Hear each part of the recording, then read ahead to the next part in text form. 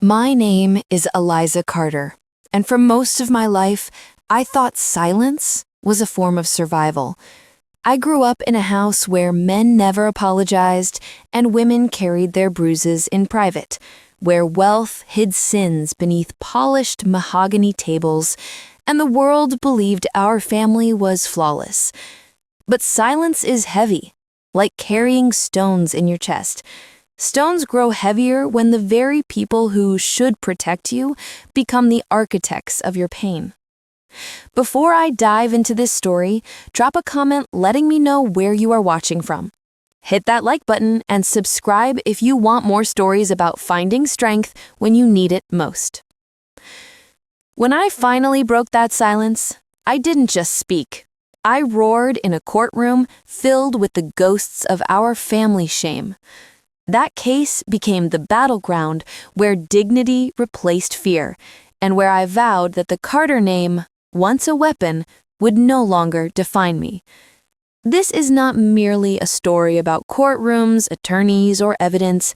It is about vengeance. Yes, but not the bloody kind. Mine was carved from the bones of truth and carried on the shoulders of women who refused to be forgotten.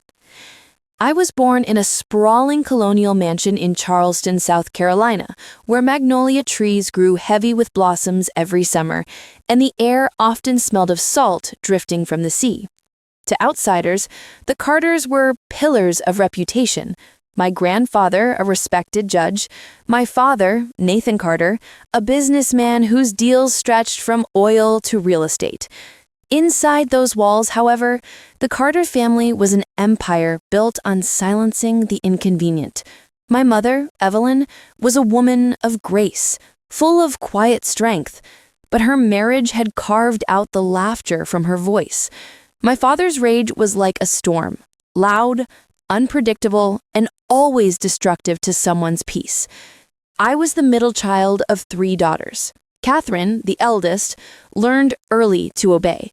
Grace, the youngest, was too delicate for anyone to notice, at least until later.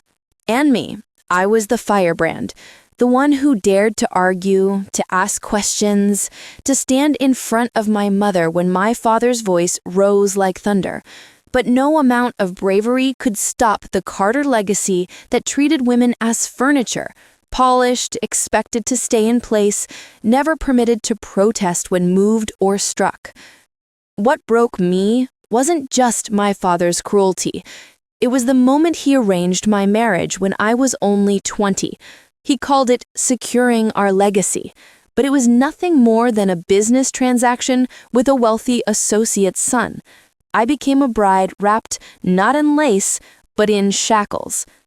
Luke Harrison was charming in public, a young lawyer, ambitious, articulate, but behind closed doors he became my father's echo, dismissive, controlling, and sometimes violent.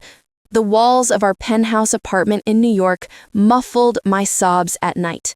My attempts to escape were met with scorn from my own family, who reminded me that Carters don't air dirty laundry. For years, I lived in a fog of fear.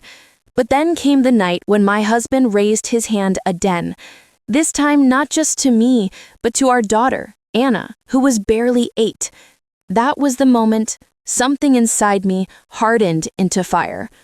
That was when silence ended. Revenge is not always fiery. It begins quietly, like water eroding stone. I started by collecting journals of every bruise, photographs of every argument, recordings of his threats. For months, I built what I called my book of truth. But going against Luke meant going against the entire Carter family too, because Luke was my father's prized alliance. I knew they would come after me. Still, I couldn't let Anna grow up thinking this cage of abuse was what love looked like. So I filed for divorce. Instantly, the hounds were unleashed. Lawyers flooded every letter, my father threatened to disown me publicly, and relatives whispered about how I had lost my mind. My sisters didn't even call. But I, Eliza Carter, was no longer the silent daughter. The case became infamous in Charleston. The daughter of Nathan Carter suing not only her husband, but also implicating her own father for enabling decades of abuse, cover-ups, and financial corruption. In the courtroom, I stood alone. Or so it seemed. Luke's attorneys arrived in sleek suits, armed with depositions and attempts to paint me as unstable. My father sat behind him, his glare cold enough to freeze blood, with half the town's elite seated on that side of the gallery. On my side, a single woman named Claire Thompson, a lawyer known for fighting domestic violence cases that no one else wanted. She was underestimated precisely because she wasn't rich, male, or willing to bluff. I chose her because she reminded me of something my mother used to say. Sometimes courage hides in the places they least suspect. We fought for months. Motions, testimonies, documents revealed. Every secret I had hidden in my book of truth was brought to light. Every denial from Luke cracked under evidence. Every lie from my father collapsed when Claire unearthed financial fraud tied to covering his abusive alliances. The courtroom air reeked of scandal by then. Newspapers called it the Carter collapse. For me, it was survival turned into a war for dignity. Revenge, I thought, would be seeing Luke in prison, my father humiliated. But what I discovered was something sharper. Revenge was reclaiming the voice they'd tried to strangle out of me. It was watching the judge read aloud the verdict. Custody of Anna granted to me, financial penalties against Luke, and formal investigation into Nathan Carter's enterprises. The look on my father's face when his kingdom of silence began to crumble was sweeter than any blade of vengeance. For the first time, I didn't feel like a victim. I felt like a survivor pulling down a monument built of our suffering. Winning the case did not end the pain, but it gave it meaning. My daughter no longer trembles at night. Women in my town began reaching out, whispering thank you in grocery store aisles, because my battle had given them courage to fight their own. Honor isn't handed by men in polished shoes. Honor is when a woman stands up after being broken and declares, "You cannot define me anymore." That was my revenge, reshaping the Carter name not as a curse, but as proof that even in families of power, women's voices can roar louder than centuries of silence. When I first walked into the Charleston County Courthouse for the opening trial dates, I thought my chest might split open from the weight of it all. The walls of that courthouse had witnessed my grandfather's triumphs as a respected judge for 3 decades. For years, people told me his very presence in that building was legendary. He had sculpted justice, or so they claimed. How strange, then, for his granddaughter to come, not in reverence, but in rebellion. My heels clicked against the marble floors in rhythm with my heart, each step heavy with the echo of my past. Behind me, Claire carried her briefcase, its corners visibly worn from overuse. She wasn't flashy like Luke's attorneys, who strutted past us in navy silk ties and polished leather shoes. Claire walked differently. Measured, calm, like a storm disguised as breeze. I kept clutching my binder, the thick blue folder that held every page of my secret evidence. Handwritten journals, typed transcripts of late-night threats I had recorded, pictures I wished I could forget but could never let disappear. That folder wasn't just paper. It was my life's ledger of pain. I had expected Luke to bring out his arsenal of lies. What I hadn't expected was my sister Catherine's betrayal so soon in the proceedings. She stood on the opposite witness bench, face immaculate, with her pearl earrings glinting under the fluorescent lights. When the judge asked her if she believed I was stable enough to raise Anna, Catherine didn't even hesitate. She looked at me with eyes cold and unfamiliar. She said, "Eliza has always been impulsive. I fear for Anna's well-being when Eliza's temper is involved." Temper. That word sliced me deeper than any of Luke's insults. She wasn't just dismissing me. She was weaponizing the same label my father had hung around my neck since childhood. Too loud, too resistant, too emotional. I wanted to scream across the courtroom. You saw! You always saw! How can you lie like this? But I didn't. My silence this time wasn't submission. It was strategy. Later, during cross-examination, Claire stood and adjusted her glasses. "Mrs. Walker," she began, addressing Catherine by her married name, "is it true that during the summer of 2007, you personally witnessed your father slap Eliza at a family gathering?"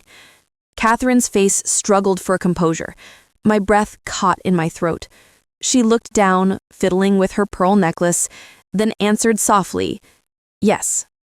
The room inhaled collectively. Even the court stenographer paused her typing for a split second.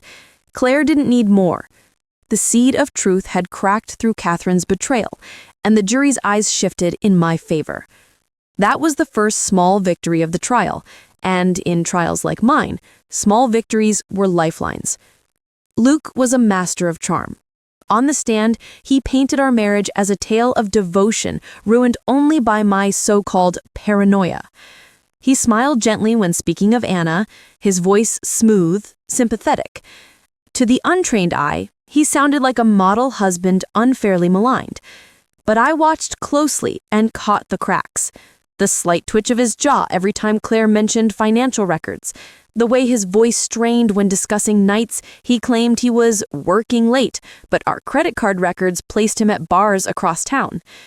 Claire dismantled him piece by piece, never raising her voice. She let his contradictions tangle him until even the judge tilted his head skeptically. Yet Luke never broke into fury in court, not the way I expected him to. He'd learned too well from my father.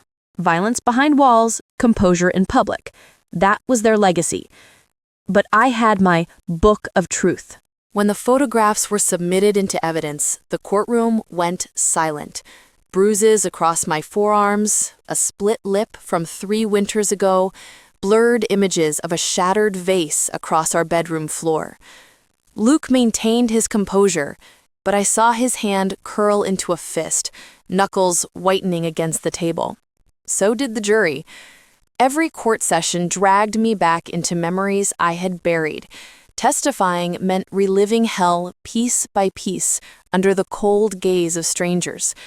There was the night Anna had woken crying after a nightmare, and Luke stormed into her room, swearing about spoiled children. I had stood between them, shaking, knowing he might shove me into the wall again. There was the Christmas dinner, when my father toasted Luke in front of the family for keeping his stubborn daughter in line. That laughter around the table, my humiliation burning hotter than the turkey candles.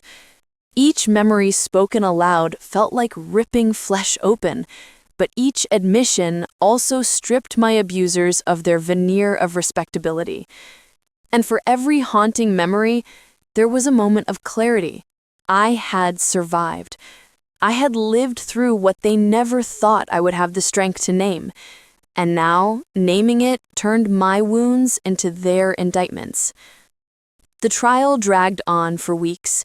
Opposing lawyers tried relentless tactics, painting me as unstable, exaggerating my emotionality, even suggesting my journals were fabricated. Then came the turning point. Claire called a surprise witness, Grace, my youngest sister. I hadn't spoken with her in years, assuming she too had turned her back on me. Grace walked into the courtroom looking fragile. Her hands trembled, her hair tucked behind her ears nervously. But when she took the oath and looked directly at me, tears welled in her eyes. "I cannot stay silent anymore," she said. Her testimony unfolded like crash waves. Nights she had heard our father shouting at my mother, mornings spent whispering promises with me in our bedroom to one day escape, private conversations where Catherine begged her to stay quiet for the sake of family reputation. And then, most damning of all, Grace revealed how she had once walked in on Luke with his hand raised against me and had been ordered by our father never to speak of it. The gallery gasped. My father's composure cracked for the first time in my life. His face reddening, lips twitching as if he might lunge from his seat. But he could do nothing. Truth, once spoken aloud, has a power no man can leash. I had always thought revenge meant ruining them, seeing them punished. But sitting there, watching them squirm under truth's light, I realized revenge was something quieter yet sharper. It was the sight of 12 jurors looking at me not as the unstable, emotional woman Luke's lawyers had tried to sculpt, but as a mother, a fighter, a truth-teller. It was watching a courtroom where the Carter name, once untouchable, now dragged the stench of scandal behind it. It was hearing the judge finally say, "Custody of Anna Carter is hereby awarded solely to Eliza Carter." Tears blurred my vision, but I refused to release them fully. Not yet. I wanted my last image in that courtroom to be one of strength. Luke's mask cracked then. He cursed under his breath, glaring at me with the same venom he had once spat in the dark of our home. Only now the world was watching, and that glare no longer terrified me. It fueled me. The trial's conclusion didn't erase the scars. The Carter family imploded. My father under investigation for financial misconduct, Catherine retreating into icy isolation, Grace quietly rebuilding her own life beside me. But what mattered was Anna. That night when I put her to bed in our small, borrowed apartment, she curled into me and whispered, "Mommy, are we safe now?" "Yes," I said, kissing her hair. "We're finally safe." In that moment, I knew true revenge wasn't against my husband or even my father. It was against the silence they had imposed. It was giving my daughter a world where truth could breathe. "That's our light," I told her. "No storm can put it out." At first, she looked at me skeptically, still too wary of promises. But slowly, her laughter returned in fits and starts. The burst of giggles when we burned the first attempt at pancakes, the glowing smile when she and I painted her bedroom walls a pale lavender. In those moments, I glimpsed the girl she was always meant to be, unshackled from fear. Meanwhile, Charleston society fed on our downfall like vultures. My father, once untouchable, now found doors closing. The same investors who had once flocked to Carter events withdrew in droves after learning of his corruption scandal. He tried to stage press appearances, but every camera fixated not on his speeches, but on the storm surrounding me, the disgraced daughter. Catherine grew more silent after the trial. Her betrayal still burned me, but a part of me pitied her. She was still locked in the Carter pact of silence, too terrified to exist without its protection. When she called me once, her voice trembling, she whispered, "You destroyed everything." No, I told her plainly, I destroyed the cage. She hung up without another word. Grace, however, became my anchor. Her testimony had tilted the trial in my favor, and after years of isolation, we rebuilt the bond we once shared as girls, sneaking secret promises in the attic. She moved to Charleston from Atlanta, renting a small apartment near ours. Many nights, she'd come over with takeout, and we'd sit on my floor, eating lo mein out of cartons while Anna played nearby. "We should have done this years ago," Grace said one night, her gaze full of guilt. "We couldn't," I replied softly, "but we can now." The press haunted me. They showed up outside schools, run errands, even at the grocer's aisle. At first, I hid, but then Claire, ever my rational compass, said something that lodged itself in my mind. "Eliza, they're going to spin the story no matter what. At least, if you speak, you seize control of your own narrative." So I agreed to one interview. Just one. With the Charleston Tribune. I sat across from a journalist named Melissa, who surprised me with her gentleness. Her questions weren't about scandal, they were about survival. "What does honor mean to you now?" she asked.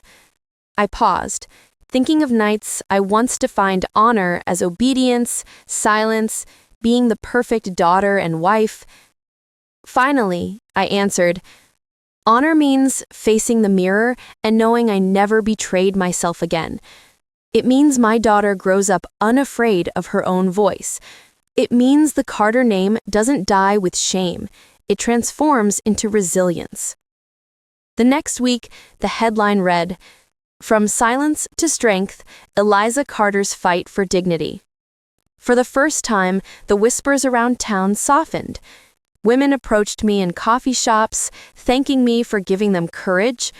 One elderly woman clasped my hand in the pharmacy and whispered, "I left him after 40 years because I read your story." Revenge, I realized, was now bending into something larger. It was justice seeded into others' lives. Still, my father was like a wounded animal, bleeding reputation, but still willing to strike. One evening, he appeared at my apartment complex. I saw his black Cadillac parked under the shadow of the oak trees. I nearly froze, memories of childhood terror slamming back in waves. He stood at my door, shoulders squared, his once commanding figure diminished, but still radiating menace. "Eliza," he said coldly, "you have humiliated this family beyond repair. But you don't understand. You cannot survive on your own. You'll come crawling back." I met his gaze, my heartbeat thundering, but my voice steady. "No, Father. You were wrong all your life. I have already survived." For the first time, I saw uncertainty flicker across his face. Then he spat on the ground outside my doorway and left. That was the last time he confronted me. Claire invited me to speak at a small fundraiser for domestic violence survivors. I was reluctant, but she urged gently, "There are people who need to hear you." When I walked into that community hall, I saw women sitting in folding chairs, their eyes a mix of hope and fear, and suddenly, I wasn't nervous anymore. I used to believe silence was safety, but silence was their sharpest weapon. The moment I spoke, they feared me, and the moment I stood, they could no longer control me. By the end of the speech, women were lining up, some just to thank me, others to confess stories they had never before voiced out loud. Tears, shaking hands, quiet whispers. And in each one, I saw fragments of myself. That night, I decided this couldn't end with me. Within a year, I founded a local advocacy group, the Carter Women's Initiative. Ironically, I chose to keep my surname, not as an honor to my family, but as a reclamation. We're taking the name that once silenced us and turning it into a symbol of power, I told Grace. We organized shelter funding, legal aid referrals, and self-defense classes. Soon, news outlets across South Carolina began covering our efforts. Anna painted our logo herself, a phoenix rising from fire. The flames no longer consumed us. They became our wings. Through it all, Anna was my compass. Trauma lingers in children, quieter but persistent. For months, she'd wake crying, asking if her father might come back. Slowly, with therapy, with open conversations, she realized truth. She was safe. Her drawings brightened again, her laughter filled the rooms. One afternoon, she came home from school with an essay she'd written for a class project. The title, "My Strong Mommy." When I read it, my hands trembled. She had written, "Mommy showed me what brave looks like. Brave is not fighting with fists. Brave is telling the truth, even when you're scared." There, my revenge had reached its purest form. Not in the downfall of men who hurt me, but in my daughter knowing that strength never equals cruelty. Over time, our cause grew. Invitations arrived, universities, advocacy groups, even state offices wanting me to speak. Some nights I still battled nightmares of past abuse, but each time I stood on a stage, each time a woman whispered, "Because of you, I left," I felt the power of living revenge. It wasn't just about Luke sitting in disgrace, divorced and professionally sidelined. It wasn't about my father's investigations devouring his empire. It was that their control no longer defined me. I was no longer Nathan Carter's difficult daughter or Luke's unstable wife. I was Eliza Carter, survivor, mother, advocate. A woman who chose fire and turned it into light. There is something strange about freedom. It feels both too quiet and too loud at the same time. In the year that followed my trial, my name floated everywhere. In coffee shop whispers, at charity galas, in news articles dissecting the Carter family collapse. But when I looked in the mirror, I no longer saw the woman who once trembled in silence. Instead, I saw someone harder, brighter, like glass that had been shattered and remade into stained fragments catching light. I had survived the storm. Now I had to decide what kind of life could grow in its wake. The investigation into my father deepened. Prosecutors discovered layers of financial crimes tied to fraud, coercion, and hidden political payoffs spanning decades. For Charleston society, it was a scandal of biblical proportions. My father, once a towering icon, was indicted. When his mugshot hit the front page, I sat at my kitchen table staring at it for long minutes, my emotions tangled like seaweed. This was the man who had terrified me my entire life. And now he looked diminished, shrunken and small behind the lens of a police camera. Part of me pitied him, another part burned with rage, but mostly I felt release. The empire of silence he'd built was finally crumbling. A week later, I received a letter. The handwriting was his, shaky, uneven. "Eliza," it read, "you have destroyed me. You think this victory makes you strong, but you have cursed the Carter legacy forever. When people hear our name, they will spit." I folded the letter neatly, slid it into my drawer, and whispered aloud, "Good." For the first time in my life, I found peace in rejecting his definition of honor. His legacy had always been my prison. Let it turn to ashes. Luke, though, wasn't finished. Disgraced in his firm, he moved states away and petitioned for renewed visitation rights with Anna after a year. My chest nearly collapsed reading the notice. Fear clenched me. The idea that my daughter might, even for a weekend, return to his orbit.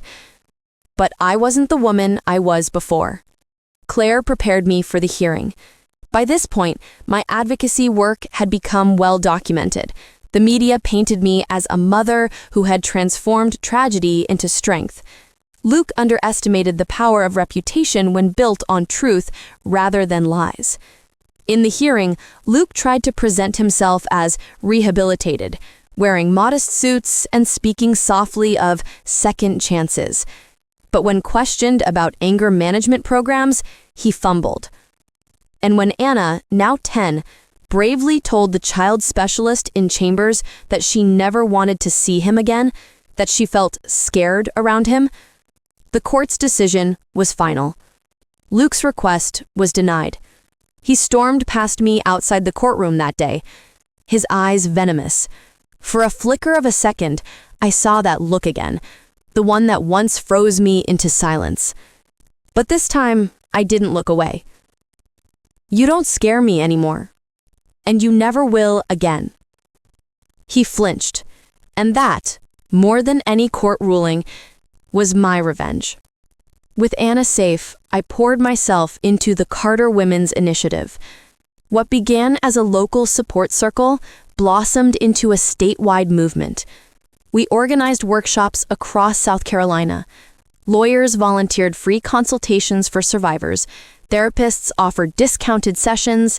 A shelter opened under our partnership, bright rooms painted by volunteers, stocked with clothes and books.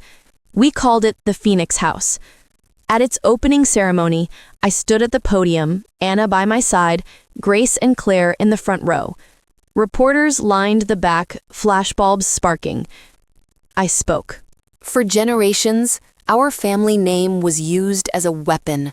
It silenced women, excused violence, and protected men who thought their power untouchable. Today, we reclaim it. Today, Carter means rising. It means no more silence. It means that when one of us stands, we all stand. Applause thundered. Women wept freely. And in Anna's proud, tearful smile, I saw a future brighter than anything the Carter men ever promised. 2 years later, word reached me that my father had died in prison. The news rippled across Charleston. Some feigned sorrow, others muttered bitter satisfaction. I wasn't sure what I felt. At his funeral, Catherine appeared, draped in black, still clinging to the facade of reputation. Grace refused to attend. I hesitated, but ultimately went. Not for him, for myself. His coffin lay heavy with flowers, polished wood glowing softly in the dim church light. I stood before it, memories flashing like shards, my mother's tears, his booming laughter when belittling me, the echoes of slammed doors. I whispered, "You can't hurt me anymore." Then I turned and walked out, leaving the Carter patriarch behind forever. As I stepped into the sunlight, I breathed deeper than I ever remembered breathing inside those walls of silence. Years passed. Anna bloomed.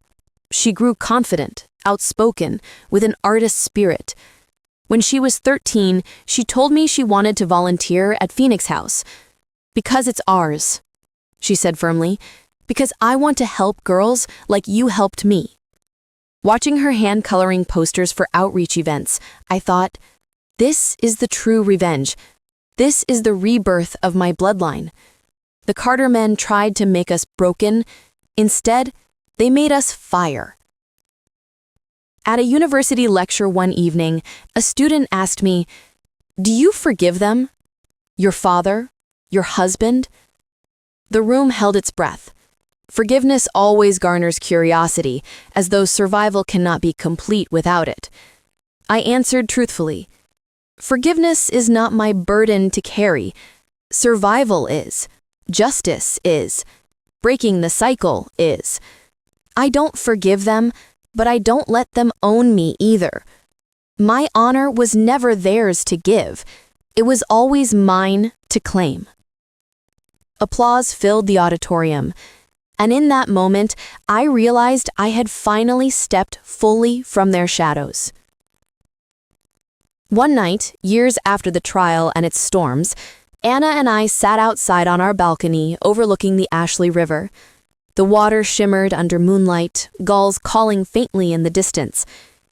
She rested her head against my shoulder and asked, "Mom, are you happy now?" I thought about it. Once, happiness seemed impossible, buried beneath bruises and betrayals. But as I looked at her, at the life we had built, at the women whose lives had changed because of our rise, I finally had my answer. "Yes," I said softly, kissing her hair. "I'm happy, and we're free." The night air carried our quiet laughter across the river.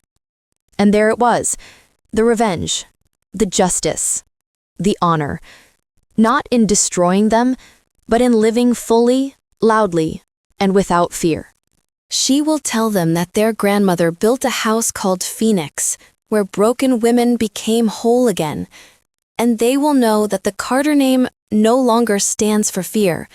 It stands for fire, for rising, for dignity, for women who will never again be silenced. That is my legacy. The legacy of survival. The legacy of honor.